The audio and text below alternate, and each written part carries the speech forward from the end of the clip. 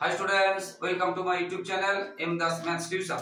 আজকের ক্লাস 6 এ কোষে দেখি 4 এ যে রোমান সংখ্যা এবং আরবিক সংখ্যা মোস্ট ইম্পর্টেন্ট অঙ্ক, ইন্টারেস্টিং অঙ্ক, এইগুলো আজকে করাচ্ছি। বন্ধুরা মন দিয়ে দেখতে থাকো। তো আমরা অনেক সময় পোশাক কিনতে গেলে আমরা দেখি এক্স এ এটা মানেটা কত।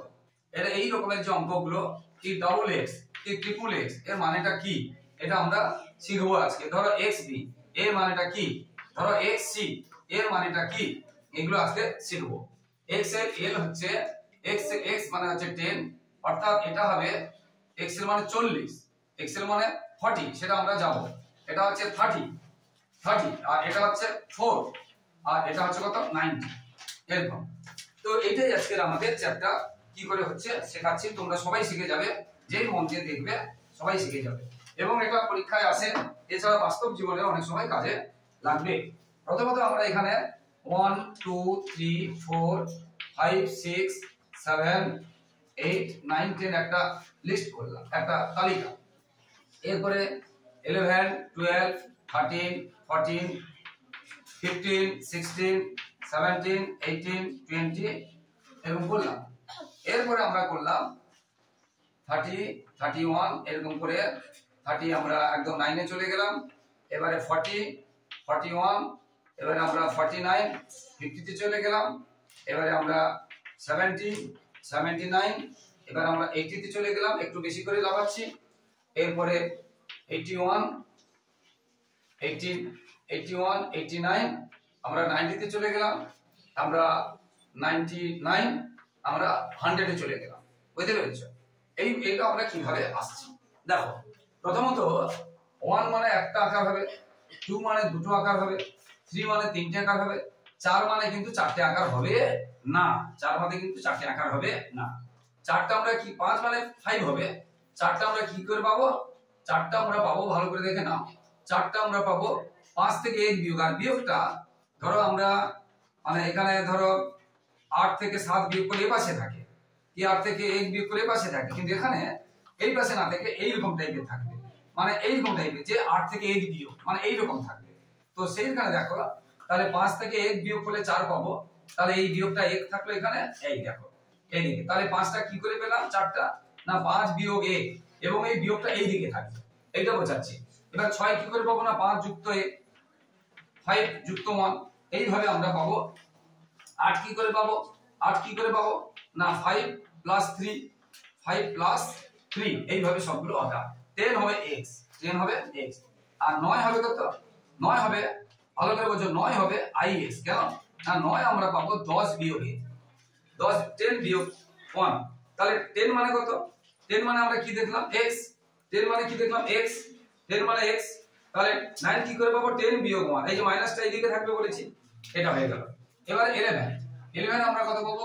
10 প্লাস 1, প্লাস হলে এইদিকে কোনো অসুবিধা নেই। 12 কি পাবো? 10 প্লাস 2, কোনো অসুবিধা নেই। এইভাবে আমরা এবার 20 মানে দুটো x, 10 প্লাস 10 আর 19 মানে কি পাবো? 10 প্লাস 9, 19 মানে 10 প্লাস, এটা 10 আর 9 আমরা জানি এটা, তাহলে এটা হলো 10 প্লাস 9 19 কি হলো? 10 প্লাস 9। আশা করি তোমরা বুঝতে পেরেছো। এইভাবে তাহলে এইবার বাকিগুলো করবে। এবার 30 মানে কি হচ্ছে? 3টে x, কিন্তু কোন সংখ্যা ধরো 40 4টা x কিন্তু হবে না, কোন সংখ্যা 4 বার হবে না। যেমন এখানে 3 দেখো 3 বার করে 4 কিন্তু 4টা আকার নেই, ঠিক সেরকম 40টা হবে না। 40টা হবে 50 থেকে 50 কে কি বলা হচ্ছে? l। আর 40 হবে x এর। কেন না 50 মাইনাস 10 40, আর মাইনাসটা এদিকে থাকে বলেছি, মাইনাসটা এদিকে থাকে। দেখো যে 10, এই যে 50 মাইনাস 10, এখানে দেখো করেছিলাম 5 মাইনাস 1, এখানে করেছিলাম 5 মাইনাস 1। বুঝতে পেরেছো? এইভাবে হবে। তাহলে x এর 39 কি করে হবে? 39 হবে 30 প্লাস 9, বুঝতে পেরেছো? 30 প্লাস 9 39 হবে। এইভাবে 49 কি হবে? 40 প্লাস 40 আমরা কি পেয়েছি? x এর প্লাস 9, এখান থেকে আসবে না, এইখান থেকে আসবে। এটা 40 হয়ে যাবে মানে 9 পর্যন্ত আসবে, 50 হয়ে যাবে মানে 6 পর্যন্ত যাবে। এখান থেকে যাবে না, এখান থেকে একদম 40 তে যাবে, এখান থেকে একদম 40 তে যাবে। কি বলছি বুঝতে পেরেছো? তারপরে নামবে, তারপরে এখান থেকে এটা এইভাবে নামছে। বুঝতে পেরেছো? 40 পরে 41 42 40 এইভাবে 9, হ্যাঁ 49টা 50 থেকে যাবে না, এইখান থেকে নাম হয়ে গেল। এবারে তাহলে 49 তাহলে কি করে পেলাম, 49টা কি করে পেলাম না 40 প্লাস 9, 40 মানে কত x, 9 মানে কত ix, 9 মানে আমরা এখানে দেখিয়েছি 9 মানে ix, এইভাবে হবে। এবারে দেখো 80 আমরা কি পাবো 50 প্লাস 30, 50 প্লাস 30, 50 মানে কি 50 মানে আমরা শিখেছি l আর 30 মানে 3টে x, এটা হলো 80। তাহলে 80টা কি করে পেলাম, 80টা আমরা পেলাম 50 প্লাস 30, 30 মানে কত 30 মানে যে 3, এই যে 30 3টে x, তাহলে এই 79 কিন্তু 70 থেকে আসছে, এইখান থেকে যাবে 70 থেকে আসছে। 70 সমান কি পেয়েছিলাম, 70 সমান কি পেয়েছিলাম 50 প্লাস 20। এবারে এখানে কি হবে 50 প্লাস 20 প্লাস 9 মানে 29 অর্থাৎ ix।